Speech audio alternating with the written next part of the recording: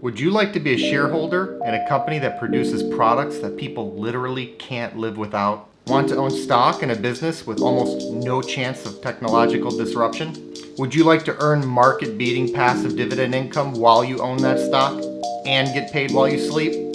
Then you have to check out today's video. He is a best-selling author. 30-year-old Jason Fieber has a plan. This guy retired at only 33 years old. I don't know if I know too many people that have accomplished something like that. He's really kind of a guru when it comes to passive income. I want to tell you about a high-quality stock that pays big, growing, reliable dividends. Those growing dividends are funded by growing profit because this business is providing millions of people with necessary food products every single day. People quite literally can't live without food, and this company profits from that basic need. This puts them in a great position to pay rising dividends to shareholders.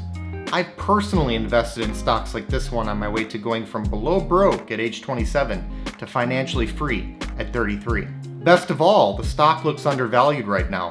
Price is what you pay, but value is what you get. Why is that important? Because buying a dividend growth stock when it's undervalued should provide for a higher yield, greater long-term total return potential, and reduced risk. With this in mind, I want to share with you an opportunity I recently came across in shares of Tyson Foods Inc., which appear to be trading at a significant discount today. Tyson Foods Inc., stock ticker TSN, is one of the world's largest processors and marketers of chicken, beef, and pork. Founded in 1935, Tyson Foods is now a $19 billion by market cap giant in the processed meat space. Employing over 140,000 people, they have sales in over 140 countries worldwide.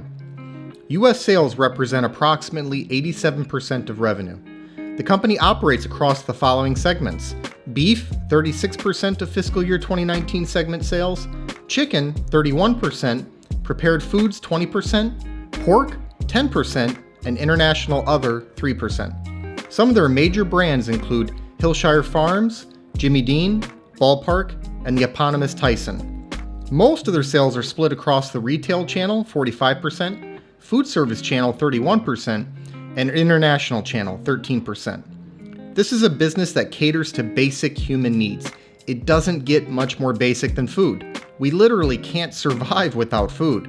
While dietary trends are always changing, the world is also growing larger and richer. More people means more demand for food, and statistics show that protein demand rises as wealth rises. As people gain access to more financial resources, they tend to consume more meat. This bodes well for Tyson Foods, since they're one of the largest processors of meats in the world. It also bodes well for their ability to pay and grow their dividend. As it sits, Tyson Foods has increased its dividend for 8 consecutive years. The 5-year dividend growth rate is 36.6%, which is outstanding. That monstrous growth comes on top of the market-beating 2.6% yield the stock offers right now. This yield, by the way, doesn't just beat the market. It's also 120 basis points higher than the stock's own 5-year average yield. And with a payout ratio of only 30.3%, it's a well-covered dividend with a large margin of safety. Looking at business growth, Tyson Foods has grown its revenue from $28.430 billion in fiscal year 2010 to $42.405 billion in fiscal year 2019. That's a compound annual growth rate of 4.54%. Really solid. I'm usually looking for mid-single-digit top-line growth from a mature business like this. They nailed it. Meanwhile, earnings per share rose from $2.13 to $5.52 over this time frame, which is a compound annual growth rate of 11.16%. The excess bottom line growth seems to be a story of margin expansion. Gross margin and net margin have both expanded nicely over the last 5 to 10 years. Looking forward, CFRA is projecting that Tyson Foods will compound its earnings per share at an annual rate of 1% over the next 3 years. A large slowdown in earnings per share growth over the near term is very possible, considering the massive and sudden drop in demand from the food service channel, which represents about 40% of revenue. With restaurants and schools forced to close certain or all aspects of their operations, wholesale food service sales will lessen. However, I think these are short-term issues that will normalize sooner rather than later. Meantime, the company's demand for its retail offerings, which actually offer higher margins, have risen as people have been forced to stay at home, So much so that the company adjusted some of its production lines to shift from food service channel to the retail channel. This is meaningful. Tyson was already growing its percentage of sales from packaged foods, which command more pricing power and higher margins.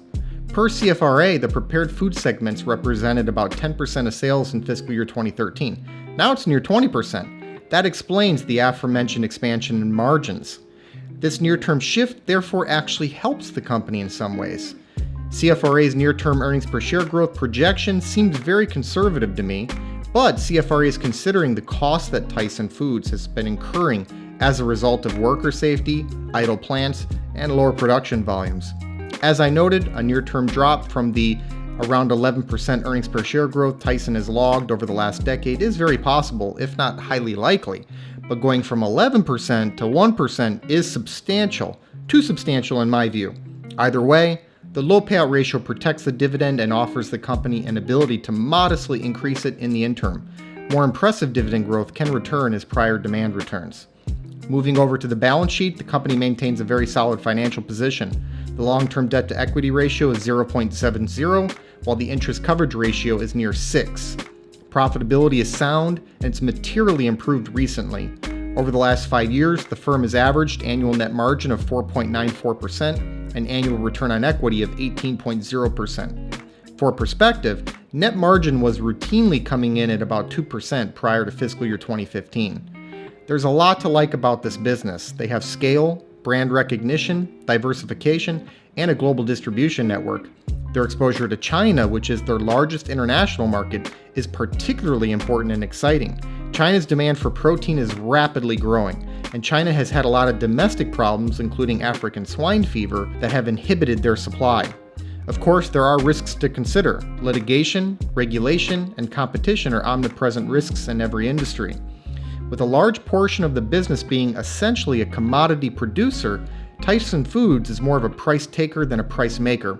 Input costs can be volatile. The COVID-19 pandemic has hit the company in two ways. There's been reduced demand in food service. In addition, they've had problems with outbreaks at production facilities. However, I see this as a short-term risk. The company is currently in the midst of a DOJ probe regarding possible antitrust violations. Tyson Foods is highly exposed to viruses and bacteria, both in terms of human beings and animals, which can constrain supply and/or demand. There is a new food trend regarding alternative meats, although Tyson Foods uses its Tyson Ventures to invest in and advance their opportunities in this area. And while margins have expanded, they remain somewhat low. At the right valuation, it could be a fantastic long-term investment. With the stock down over 20% year to date, the valuation now appears to be right. The stock is trading hands for a price-to-earnings ratio of below 12. That's obviously much lower than where the broader market is at. It also compares very favorably to the stock's own 5-year average PE ratio of 14.2. If we look at cash flow, we see a similar disconnect. The price-to-cash flow ratio is just over 8, which is off of the stock's own 3-year average price-to-cash flow ratio of 9.8. And the yield, as noted earlier, is significantly higher than its own recent historical average. I valued shares using a dividend discount model analysis. I factored in a 10% discount rate and a long-term dividend growth rate of 7.5%. That's a conservative dividend growth rate. The company has grown both earnings and its dividend much faster than this over the last decade, and the payout ratio remains low. However, I'm also factoring in some near-term headwinds, as well as CFRA's earnings per share growth forecast. I think the odds are good that Tyson actually surprises to the upside here, but I'd rather err on the side of caution. The dividend discount model analysis gives me a fair value of $72.24. The reason I use a dividend discount model analysis is because a business is ultimately equal to the sum of all the future cash flow it can provide. The dividend discount model analysis is a tailored version of the discounted cash flow model analysis, as it simply substitutes dividends and dividend growth for cash flow and growth. It then discounts those future dividends back to the present day to account for the time value of money, since $1 tomorrow is not worth the same amount as $1 today. I find it to be a fairly accurate way to value dividend growth stocks. Morningstar rates TSN as a 4-star stock with a fair value estimate $84. CFRA rates TSN as a 5-star strong buy with a 12-month target price of $75. My number shows a careful approach. Averaging the 3 numbers out gives us a final valuation of $77.08, which would indicate the stock is possibly 19% undervalued. Here's the bottom line, guys. Tyson Foods Inc. is a quality company that's providing the world with necessary food products. The necessity of eating isn't something that will be disrupted away. With a market-beating yield, massive dividend growth, a low payout ratio, and the potential that shares are 19% undervalued, this stock looks like one of the few true bargains available in this market. Thanks so much for watching. I hope you enjoyed today's video. Give us a like if you did. Please make sure to subscribe to the channel and ring that notification bell so you don't miss out on new content. Also, take a look at the description box below for some important links and additional information. I'll see you next time.